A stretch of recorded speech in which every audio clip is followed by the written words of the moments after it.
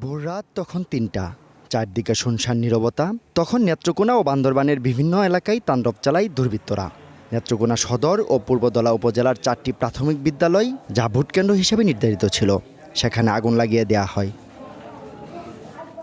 নেত্রকোনা সদরের পাল্লা, বামনমুহা, নূরপুর, শ্রীধরপুর এবং পূর্বদলার হুগলা সরকারি প্রাথমিক বিদ্যালয়ে আগুন দেয়। পুলিশ জানিয়েছে, সোমবার গভীর রাতে জানালার কাচ ভেঙে ভেতরে পেট্রোল ঢেলে এই অগ্নিকাণ্ড ঘটানো হয়েছে। এতে স্কুলের আসবাবপত্র ও গুরুত্বপূর্ণ নথিপত্র ক্ষতিগ্রস্ত হলেও স্থানীয়দের সহায়তায় বড় ধরনের ক্ষয়ক্ষতি এড়ানো সম্ভব হয়েছে। যেহেতু আমার একটা ভোট কেন্দ্র, আমি অনুসারের সঙ্গে কথা বলছি।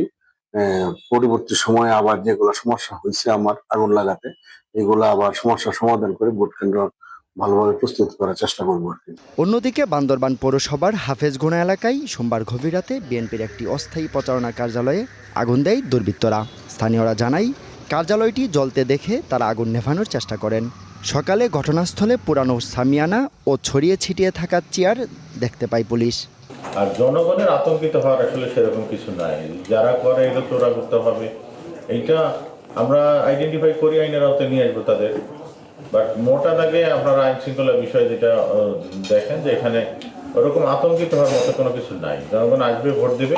যদি ভোটের দিনে কোনো কিছু হয়, সেক্ষেত্রে আমরা ইনফরমেশন বললামই তো যে 15 মিনিটের মধ্যে আমরা সেখানে পৌঁছে যাবো। 15 মিনিটও লাগবে না, ক্ষেত্র বেশি 5 মিনিটে হয়তো আমরা চলে যাবো।